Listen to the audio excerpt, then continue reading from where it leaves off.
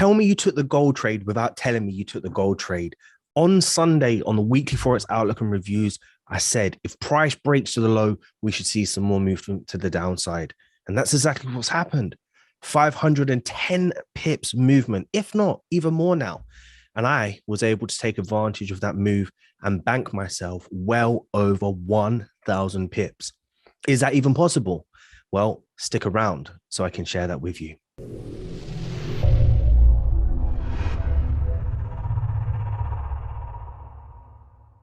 So gold drops to the downside as anticipated. The big question is, was you able to take advantage of that move?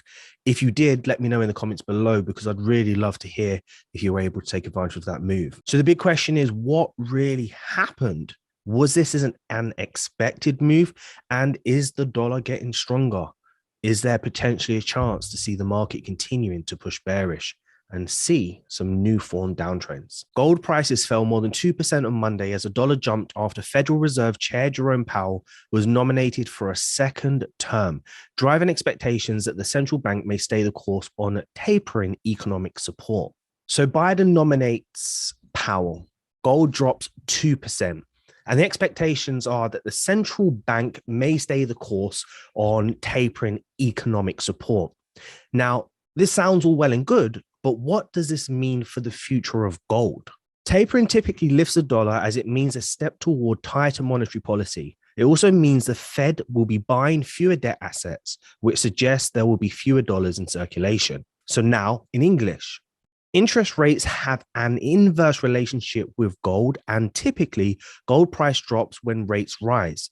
Since rates are further directly related to the strength of an economy, gold price shares a negative relation with a falling economy, as we have seen in the COVID crisis. In a report published Friday, Suki Cooper, precious metals analyst at Standard Chartered Bank, said that she sees higher prices for gold through the first quarter of 2022 as the market continues to focus on rising inflation pressures and lower real bond yields. So with that big 510 pip move to the downside over the last 2 days, does that mean we're going to start to see a decline in gold? Are investors going to start selling off their gold and putting their money in the dollar? Well, I'm not quite sure that's going to happen right now. The outlook still looks pretty bullish, and I think this is just an opportunity for investors to see price come back to some sort of support areas where they can buy back into gold at a better price before seeing the market continue up. Now, what's the point in me telling you this? Well, the truth of the matter is, I personally don't care. I'm not sure if you do. I'm not really a fundamentalist, as you want to call it, but I will tell you something. Anything that they're doing, I'm going to do the opposite. And that's exactly what I did. And I'm going to share that with you today. So on Sunday, on the weekly Forex Outlook and Reviews, I mentioned that if price starts to break the structural level of support where it's been holding for a long, very period of time, then there's a very high chance we're going to see the market continue bearish. Even if it's just for a short period of time, the bias is that if the behavior shifts to bearish after failing to make new highs, then the likelihood is we're going to see it pull back to some sort of retest level or support level. And this is what I said. Final pair we'll take a look at is gold here. You can clearly see that price has been consolidating for a period of time since the 10th of November. We have seen a bearish close on Friday, and what I would really like to see now is a break of 1844. Once we get that break close below, potential retest, looking for price to come back to an area where price consolidated previously. There was neither a bias of bulls or bears, and then we had this rally to the upside. So I know this is going to be an area of reaction, and what I'd like to see is that strong close, the patterns that resemble my trading plan or that I'm familiar with, to then confidently take sales back to around 1827. So there you have it. You can see the analysis. So what happened? Well, yesterday price started to break the structural low. 4H candle started to close bearish below that level. And the idea was that once that candle closed bearish, the behavior will continue with that consensus across the market, and we'll see a continued move down. Now, granted, the fundamental news regarding Powell helped the movement to the downside for that period of time, but ultimately the technical analysis led first, the fundamentals came second, and you will usually find that happens often in the markets. So what happened today? Well, I managed to get myself into gold sells. I opened 15 positions, beautifully stacking them at very, very specific areas in the market. and I was able to bank well over 1,000 pips. Now, my top mover today was 150 pips, and I'll share that with you shortly. But the idea was off of the back of yesterday's movement that there'll be a continuation, especially if you look at the daily close. So I took the trades this morning when I woke up, got myself into a position, waited patiently for price to come back to a key level of resistance where I was happy to take the sells and place a stop loss high enough so that I felt confident enough that if price breaks it, then there's a high chance I'm going to be on the wrong side of the market. If it respects it, then all well and good. What happened?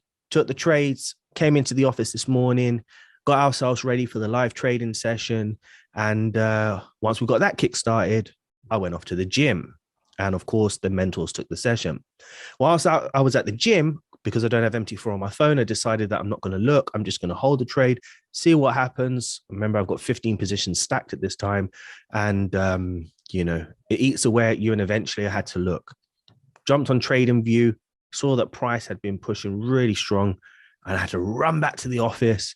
And when I got back here, this is what happened. Rox just ran into the office saying he's in a huge gold sales. Like the world is on fire. I thought something happened. We have to evacuate the building or something. He just ran into his office. Oh, I'm in a huge gold sales. Well done, Rox.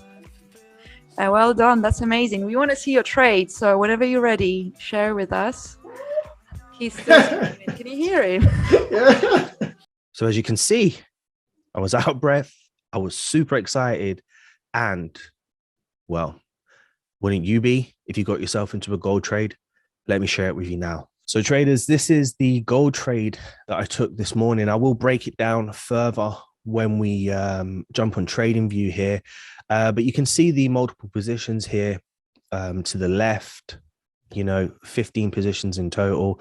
My top position managed to bank me 150 pips, and then you can only imagine what the rest banked. This was on gold on the 1 minute time frame. And this is the trade. So what happened this morning is I identified an area of resistance in and around here. And price started to consolidate when I was looking at the charts this morning, which was this area here. And I just knew that this was the worst place to be selling this, because even though it looks like it's not making new highs, price could continue down. It's probably best that I wait for price to pull back to a key level. And that's probably the reason why, I find myself getting consistent results, because I wait for price to come back to major key levels, and something that I cannot urge you to do enough, wait for price to get back to key levels. So what I was looking at is the consolidation area more than anything. I know this is where price has previously stalled at. There is neither a bias of bullish or bearish sentiment in the market. And what I'm waiting for is for the market to shift. Once I get that shift, then I know there's more sellers sitting here than there are buyers. Once price came back in and around this area, I just waited patiently for the bullish sentiment to deplete, which you can see here. Let me use an arrow. The bullish sentiment to deplete, the bearish sentiment to kick in. And then that's where I took my first trade, placing my stop loss above this level here to make sure that my stop loss was well out of the way. So the risk to reward was around 1 to 6 here. In total, 150 pips from the first position. And then you can only imagine the rest as we continue to stack this on the way down. So I'm going to go over to TradingView now and share with you the real reason why I took this trade. So as you saw from the clip there, the idea was once price broke 1844, we closed below, then there was a very high chance we'll come back to some of these levels here, which is a previous consolidation area where we anticipated potentially buyers to be sitting before we found a reaction. Now, once that candle closed, we had this strong move to the downside, and this move was, I think, around 400 pips, if I'm correct. No, sorry, it's 510 pips. So this one was actually 290 pips, say 300. And then the rest of the move here, as you can see, 530 in total. So look, once price broke this level and we closed below, there's the bearish sentiment. We're failing to break new highs. We've broken the brick wall here. We've taken out the previous structural low.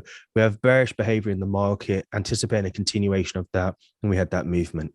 Now, I come into the markets on Tuesday. I'm looking at what's happening here. When I can see we have a slight pullback. Now I'm looking to sell the markets. Of course, the rule of thumb is to wait for price to come back to a key level for a retest and continuation.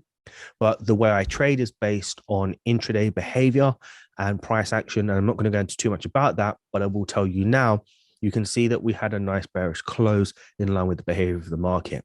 Now, if we take a look at the daily, which I don't use often, but if you look at the daily here, you can see the previous day closed bearish, and the new candle open at the time of selling, which is this green line here, was currently bullish. Now, what I'm anticipating is, of course, if the daily is going to continue bearish off the back of the previous day's behavior, we have to create the wick first. But for me to get any sort of evidence and confirmation that I need to take this trade, I'm going to need to see a bearish candle close in the direction of where I anticipate that daily candle to go. Now, this I'm using daily as an illustration, not that I use it, because I just know this in the back of my mind without having to use it. But that was the candle that I needed. Once this candle closed bearish, I now know that I'm going to have the London session in my favor, which is, of course, going to bring volume into the markets. And the idea here now is to find a tradable opportunity and look for areas to trade it. The idea of taking this trade was in anticipation of price breaking below the previous candle to make a new low, which is anything below the previous wick here and or body. And as long as the price breaks below this body after creating the top wick, then anticipate the new lower low, which means that we have a new structural low, lower high, lower low. So that's the rough idea. Once I had that information, I then scaled down to the 1 minute time frame on this occasion. And what I'm looking for here on this trade is I'm looking for an area in the market where I can enter and get a good enough entry so that I can take advantage of the bigger move to the downside if and when it will happen. So the area that I'm looking at here, of course, is this consolidation area, as I shared with you on the MT4 shot there. And what I'm looking for price to do at the time, where you could have considered sells, but it's probably best to wait for price to come back to the key level, was once this bullish sentiment depleted and this bearish candle closed. And then this is where I took the trade. I took the trade with, I think, around 23 pip stop loss here, using the previous structure to the left, making sure my stop loss was in a safe place. And then I finally closed the trade down here, which was around or just over 6R in profit. And this was the exact trade in itself. Now, I'm not going to go into detail regarding the stacking the positions here. I don't advise it if you're new to trading. Personally, just focus on taking one high probability trade each time. And of course, you know, as you become more experienced, feel free to stack. For me personally, I've had a phenomenal November. I've also had a very phenomenal year. And I decided that I wanted to jump into a few more positions calculatively, trying to get involved in the pullbacks, creating the lower highs as part of the new downtrend on the 1 minute, which is the behavior that turns bearish. Can you see that? Let me use this, which is the behavior that turns bearish. And what I'm looking to do is take the trades based on the break of the lows in anticipation of the new lower low to be formed. And that is it in its simplest form. I managed to get myself into 15 positions in total, as I said, totaling over well over 1,000 pips there. And yeah, I've done pretty well. And all I can say is I'm very grateful, being patient, identifying the structures of the markets, and just trading in accordance with my plan. So that's it, traders. You know, a nice day today. It just shows that it pays to be patient. It also shows that it pays to follow your plan. Make sure that you have one in the first place and that you're using a strategy that has a proven track record.